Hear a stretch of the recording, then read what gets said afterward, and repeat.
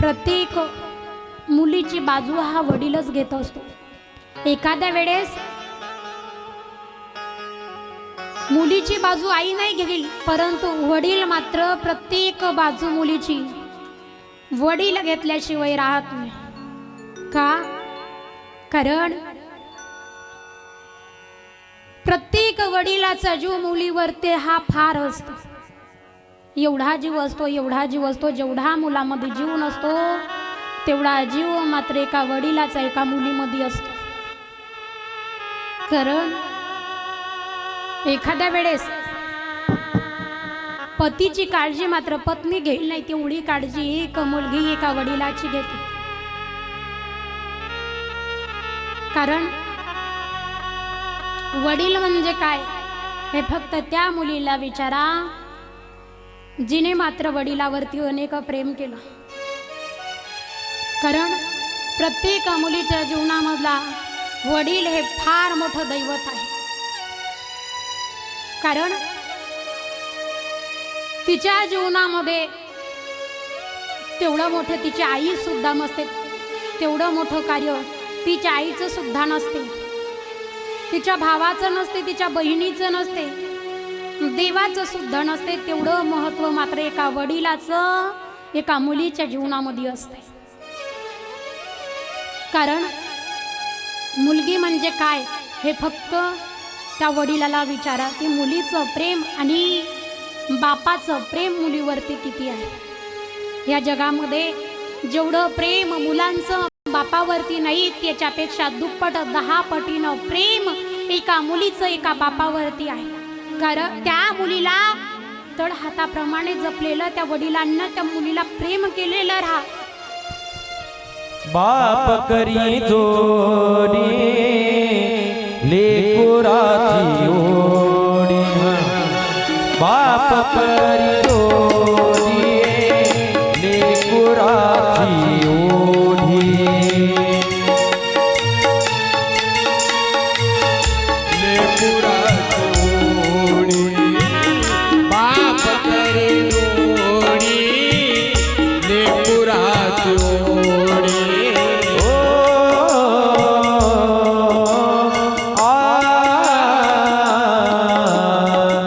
बाप करी जोडी लेकुराची ओढी, बाप करी जोडी लेकुराची ओढी,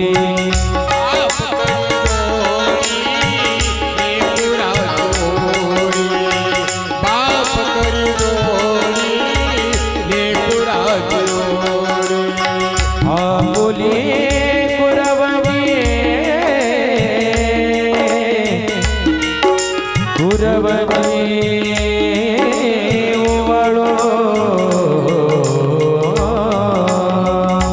बोला बोला बोला बोला। कारण मुलीचं प्रेम एवढा बापावरती असते, एवढं बापावरती असते। कारण जर का वडील लवकर घरामध्ये आले नाही तर लगेच त्या मुलीला त्या वडिलाची काळजी पडते। किती वेळचे गेले बाबा तरी सुद्धा का परत आले नाही? कुठे अडकलेले असतील का? कुठे थांबलेले असतील का? आणि जर का एखाद्या वेळेस जर का फोन जरी वडिलाचा लागला नाही ना, जेवढी पत्नीला काळजी नसते, जेवढी मुलाला काळजी नसते, तेवढी काळजी मात्र एका मुलीला असते। कुठे अडकलेले असतील, कुठे थांबलेले असतील का? का माझे वडील येत नाही? त्या धावा मात्र सारखी वाट तिची दाराकडे राहतील। आत्ता येतील माझे वडील, नंतर येतील माझे बाबा। हे सर्व कोणाच्या मनामध्ये असते? त्या मुलीच्या मनामध्ये असते। अहो काय सांगावं वडिलाचं प्रेम। कारण म्हणतात ना, ज्याला आई नाही त्याला विचारा आईची किंमत, ज्याला वडील नाही त्याला विचारा वडिलाची किंमत, ज्याला हात नाही त्याला विचारा हाताची किंमत, ज्याला पाय नाही त्याला विचारा पायाची किंमत। म्हणून माझी तर सर्वांना एक विनंती आहे, जोपर्यंत आपले आई वडील आहे तोपर्यंत त्यांची सेवा करा। एकदा जर का आपले आई वडील आपल्याला सोडून गेले ना तर मात्र कधीच परत येता येत नाही। म्हणतात ना, आई विना सर्व हे जे काय आहे मोकळ आहे। त्याचप्रमाणे मी सुद्धा म्हणेल तुम्हाला वडिला सुद्धा हे आयुष्य मात्र सर्व खाली आहे। म्हणून जेवढी तुम्ही आईची काळजी करता तेवढी वडिलाची सुद्धा करा. वडिलासारखं दैवत या जगामध्ये कोणतंच नाही. आपुली कुरवंडी ओवाळो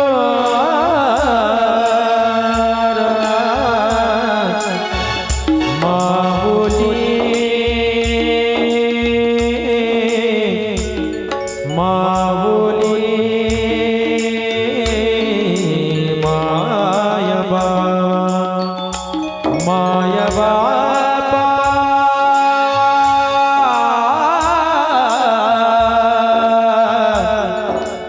माया बापा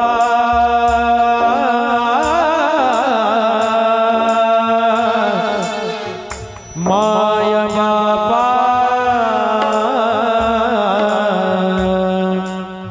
बापा करी जोडी लेकुराची ओढी बापा करी जोडी लेकुराची ओढी बापा करी जोडी लेकुराची ओढी बापा करी जोडी लेकुराची ओढी लेकुराची ओढी.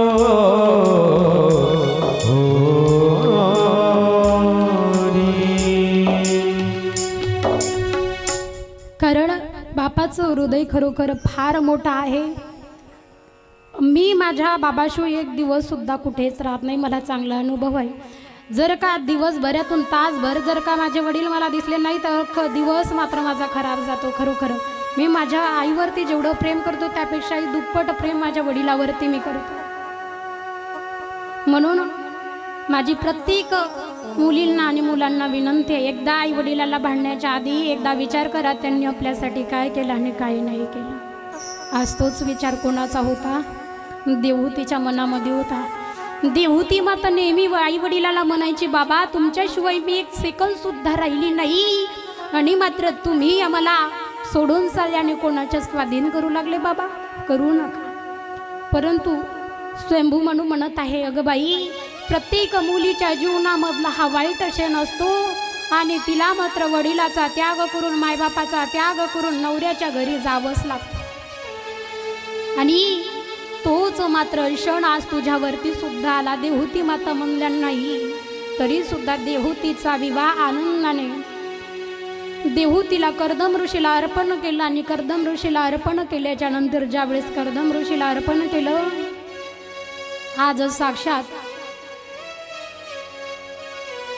शतरूपाराने म्हणू लागले, बाई जसं तू माहेरमध्ये नाव काढलं तसं सासरमध्ये सुद्धा काढ. कारण जशी आमची वर मान मात्र माहेरमध्ये केली तशी सासरमध्ये सुद्धा राहू दे. कारण तुला काहीच सांगायची गरज नाही. तुझ्यासारखी मुलगी हे प्रत्येकांना मिळत नाही ग. देवहूतीला उपदेश केला आणि देवहूतीला उपदेश केल्याच्या नंतर दोघे सुद्धा निघून गेले. ज्या वेळेस दोघे निघून गेले त्यावेळेस मात्र देवाला माहिती होतं जर का आपण लगेच अवतार घेतला तर हा कर्दम ऋषी लगेच संन्यास घेण्याकरिता निघून जाईल. म्हणून आपण आत्ताच अवतार घ्यावा नाही. आधी 9 कन्याला जन्माला घातलं आणि 9 कन्याला जन्माला घातल्याच्या नंतर कालांतराने शेवटी भगवंताने कपिल या नावाने काय घेतला? अवतार घेतला. बोली कपिलजी भगवान जय श्री राधे. कपिल भगवंताने अवतार घेतला आणि त्या कपिल भगवंताने आईला कपिल गीता शिकविली. आणि जे हे 9 कन्या आहे ते वेगवेगळ्या 9 भक्ती झाली. श्रवण मनन कीर्तन दास सखे आत्मनिवेदन चिंतन अशा 9 प्रकारच्या 9 निदा भक्ती वेगवेगळ्या ठिकाणी निघून गेल्या. आणि त्या निघून गेल्याच्या नंतर सुंदर अशी कपिल गीता आईला कपिल भगवंताने शिकविली. आणि ही शिकवल्याच्या नंतर ही कथा सुद्धा शुभदेव महाराजांनी राजा परीक्षितांना सांगितली. आता समोरची भगवान भोले बाबाची कथा आहे. त्याआधी सर्वांनी 2 मिनिटं सर्वांनी टाळी वाजवायचे, संकीर्तन करायचंय, भजन करायचं आहे. सर्वांनी वर हात घ्यायचे कारण भगवंताचं भजन मात्र आता आपण करायचं आहे.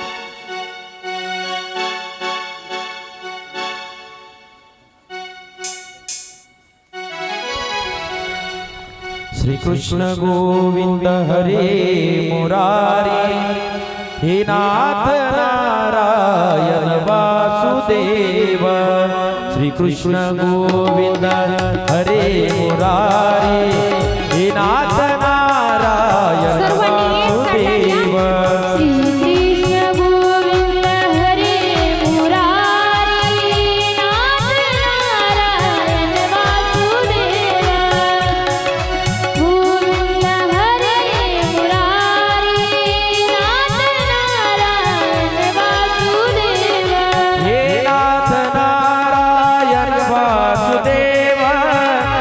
नाथ नारायण वासुदेव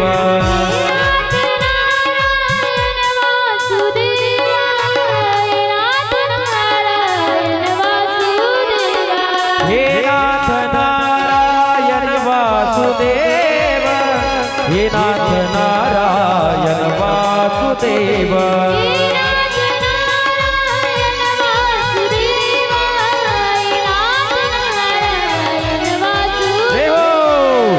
कृष्ण गोविंद हरे मुरारी हे नाथ नारायण वासुदेव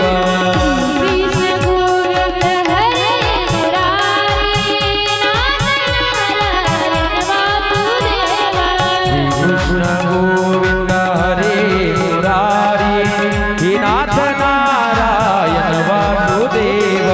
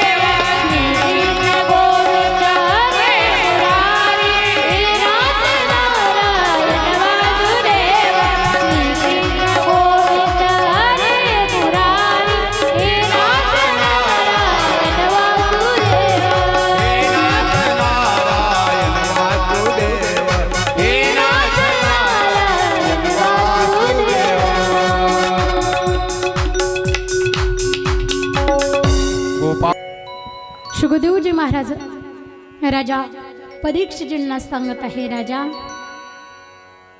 कशी ही कथा आहे राजा. आणि मात्र आता मी राजा भगवान शंकराचे जीवनचरित्र राजा मी तुला सांगत आहे. एक जगा ज्यावेळेस राजा दक्षाला 16 कन्या झाल्या आणि 16 कन्या झाल्याच्या नंतर त्यामधल्या 13 कन्या ह्या धर्माला दिल्या. कोणी? दक्षाने. आणि 14वी कन्या ही सर्व पितृगणाला दिली आणि सर्व पितृगणाला दिल्याच्या नंतर 15वी सुद्धा. आणि जे 16वी आहे सर्व गुण संपन्न असणारी सती, ही सती भगवान भोले बाबाला अर्पण केली. आणि भगवान भोले बाबाला अर्पण केल्याच्या नंतर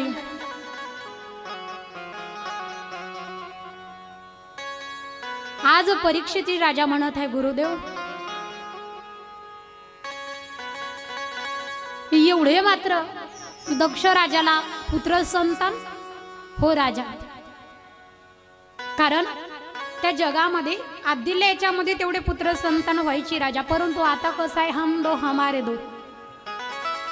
आता काय झालेलं आहे, हम दो हमारे दो. आणि जे पहिले हे ओजाने दो असं झालं या जगामध्ये. आता कोणाला जास्त ठेवा वाटत नाही. 2 झाले ना बस. कारण हे कलियुग फारच समोर गेलेलं आहे. संस्कृतीला विसरलेलं हे कलियुग आहे. परंतु आपण आपल्या पद्धतीमध्ये, आपण आपल्या याच्यामध्ये राहिलं पाहिजे. कोणी कसं वागू द्या त्याच्याकडे अजिबात लक्ष द्यायचं नाही. आपण मात्र नीट चांगल्या प्रकारे जीवन जगायचं, एवढंच मोठं ध्येय मात्र मनामध्ये ठेवायचं.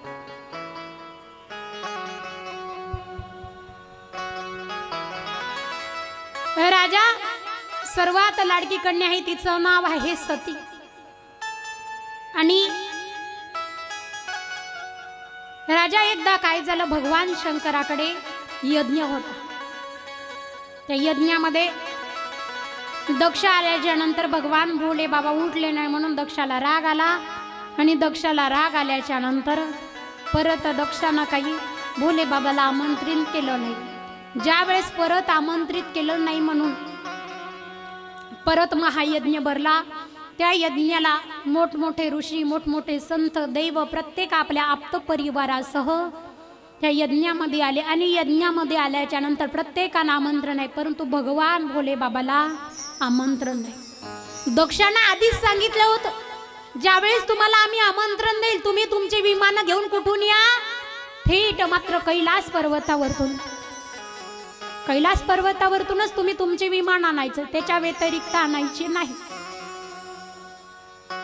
पत्रिकेवरती असं लिहिलं, सर्व देवांनी कैलास पर्वतावरती विमानं घेऊन जावं. असं करता करता हे सतीमातेच्या लक्षामध्ये आलं.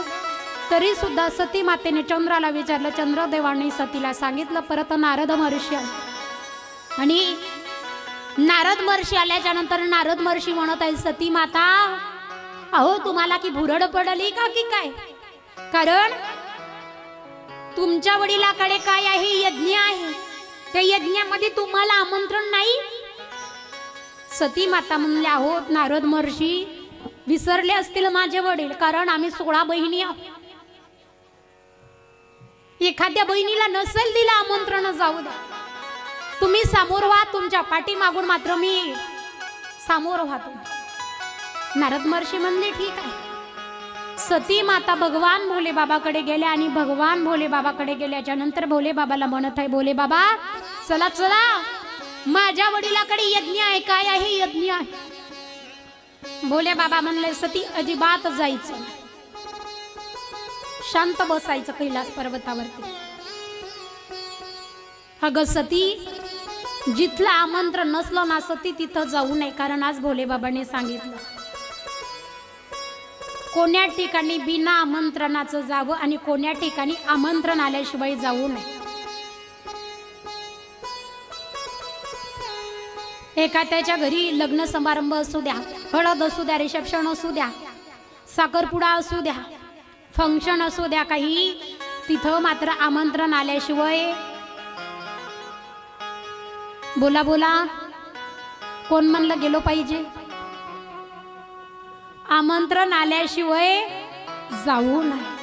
परंतु एक भगवंताचा दरबार आहे, जिथे हरिकथा चालू असेल, जिथे संकीर्तन चालू असेल, जिथे हरिपाठ चालू असेल, जिथे भजन चालू असेल, तिथे मात्र आमंत्रणाची सुद्धा गरज भासू नये. बिना आमंत्रणानं मात्र तिथं गेलं पाहिजे. सती माता म्हणल्या, भोले बाबा अहो माझ्या वडिलाकडे यज्ञ आहे, मला जावं लागेल. भोले बाबा म्हणले नाही. सतीला राग आला आणि रागाच्या भरामध्ये सती म्हणली, भोले बाबा तुम्हाला यायचं असेल तर या, नाही तर नका येऊ, मी चालले. म्हणतात ना, माहेरचं कुत्र सुद्धा महिला मंडळींना गोड वाटतात. कारण एखाद्याच्या माहेरकडून कुत्र आलं ना, ती लगेच महिला मंडळी, हे कुत्र माझ्या माहेरचं आहे, याला बोलावू द्या घरी, टाकू द्या खायला 2-4 भाकरी. भोले बाबाचं सती माता काही ऐकल्या नाही. आणि ऐकल्या नाही म्हणून काय करावं, सती माता तशाच निघून गेल्या. ज्या वेळेस सती तशाच निघून गेल्या आणि सती तशाच निघून गेल्याच्या नंतर सतीने बघितलं, आज प्रत्येकाला असं नाही, चंद्राला असं नाही, इंद्राला असं नाही, ब्रह्मदेवाला, विष्णूंना, इंद्र, चंद्र, नारद, भृंग, शृंग सर्वांनाच आमंत्रण आहे, सर्वांनाच आसन देखील आहे. परंतु भगवान भोले बाबाचं कुठंच आसन नाही. सतीला फार वाईट वाटलं. आणि सतीला फार वाईट वाटल्याच्या नंतर सती वडिलाकडे गेल्या. ज्यावेळेस सती वडिलाकडे गेल्या त्यावेळेस मात्र वडिलांनी सतीला बघता शनी पाठ फिरवली. सती आईकडे गेली होती. आईने सुद्धा सतीला बोलली नाही. आई उठून गेली, कारण साक्षात आज दक्ष प्रजापतीनं सांगणंच तशी होती. दक्ष प्रजापतीची सती आल्याच्या नंतर तिला मात्र कोणी बोलायचं सुद्धा नाही आणि तिच्यासोबत हसायचं सुद्धा नाही, कारण त्या बहिणी हसत सुद्धा नव्हते. माणसाच्या जीवनामध्ये आल्याच्या नंतर माणसानं हसलं पाहिजे. चेहऱ्यावरती बारा कधीच वाजू नये, कधीच वाजू नये चेहऱ्यावरती बारा. कितीही टेन्शन असलं तरी थोडं तरी हसलं पाहिजे. अहो टेन्शन तर प्रत्येकाला आहे. इथे बिना टेन्शनचं कोणतरी आहे का? ब्रह्मदेवापासून तर मुंगीपर्यंत आज प्रत्येकांना काही ना काही तरी टेन्शन आहे. परंतु कधी कधी सर्व टेन्शनाचा त्याग करा आणि मन मोकळं असा अंतःकरणापासून हसलं पाहिजे. आज सर्व सतीच्या बहिणी बोलू लागल्या, अगं सती कशाला त्या भोले बाबाकडे राहायचं, चल त्याला सोडून दे ना, आमच्याकडे राहू नको त्याच्याकडे. आज शिव विटंबना मात्र सतीने ऐकली. सतीला वाटलं, अरे माझ्या पतीने मला सांगितलं होतं सती जाऊ नको, तरी सुद्धा मी त्यांचा शब्द टाळला आणि वडिलाकडे आली. आणि इथे मात्र मी स्वतः तर अपमानित झाली. माझ्या वडिलाला, माझ्या पतीला सुद्धा मी स्वतः केलं.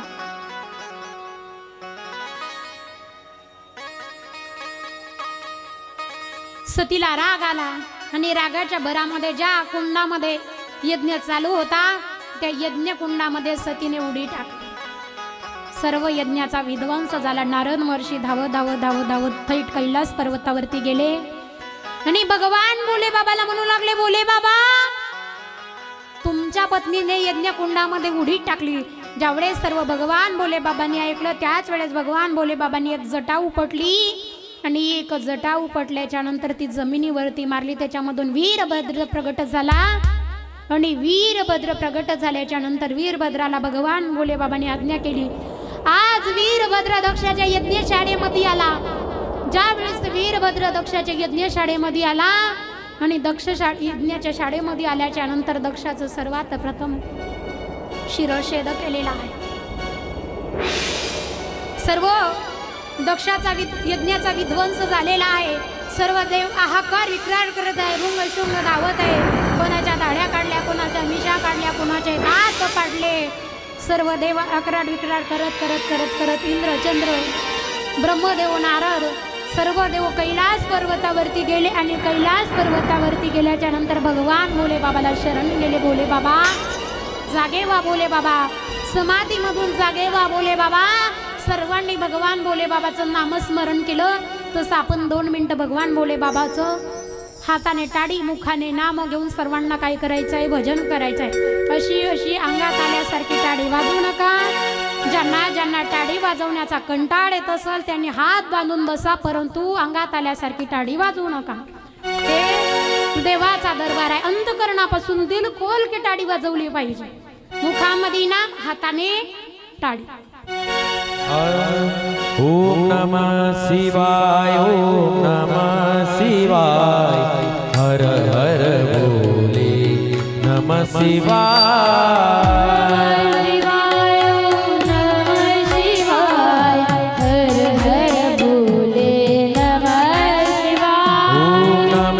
शिवाय ओम नमः शिवाय, हर हर भोले नमः शिवाय. शिवाय ओम नमः शिवाय, हर हर भोले नमः शिवाय. गंगाधराय शिव गंगाधराय, हर हर भोले नमः शिवाय.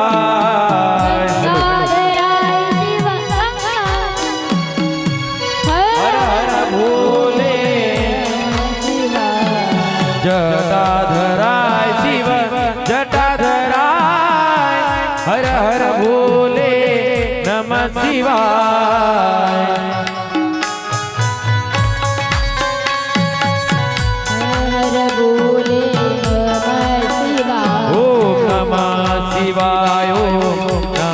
शिवाय हर हर भोले नमः शिवाय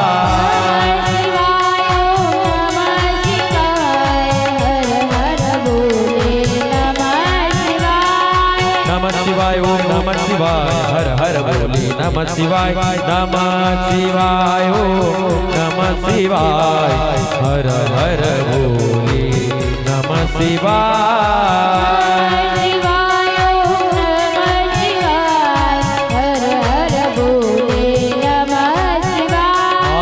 गंगाधराय शिव गंगाधराय हर हर भोले नमः शिवाय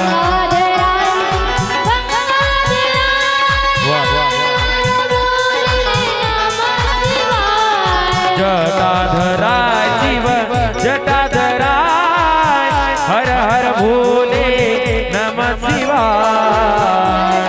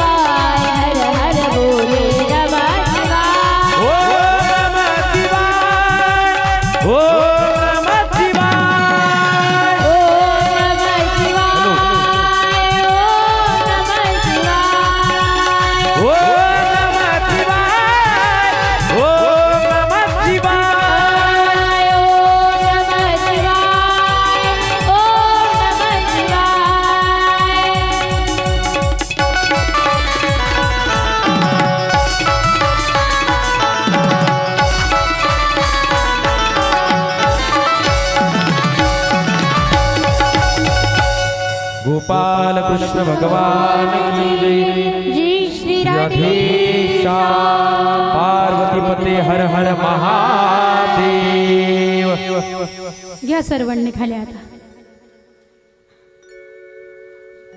खाली हात घ्यायचं आमंत्रण द्या लागते का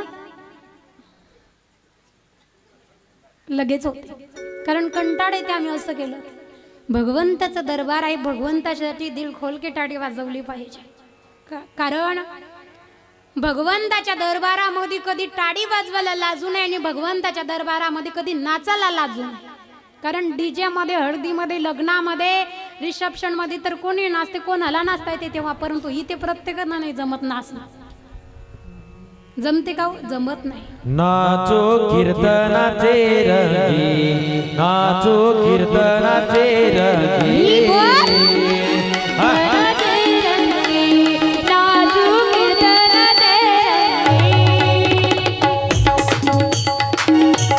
नाचो कीर्तनाचे रंगी नाचो कीर्तनाचे रंगी नाचो कीर्तनाचे रंगी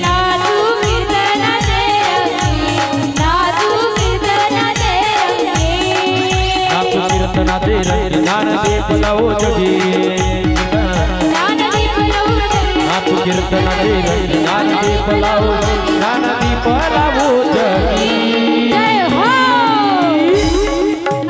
नाचो कीर्तनाचे रंगी नाचो कीर्तनाचे रंगी नाचो कीर्तनाचे रंगी नाचो कीर्तनाचे रंगी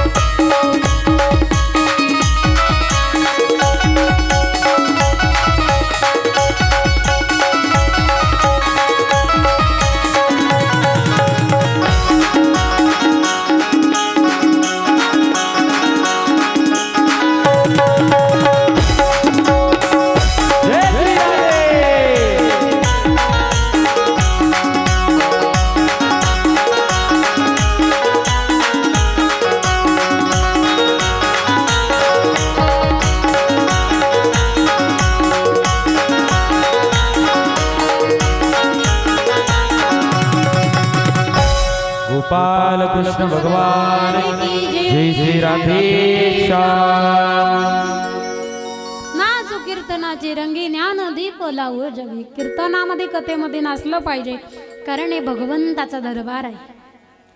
आज भगवान भोले बाबा समाधीमधून जागे झाले. भगवान भोले बाबांनी सांगितलं तुम्ही माझ्याकडे काय कोण्या करण्याने आली. देवांनी सांगितलं भोले बाबा वीरभद्राला थांबवा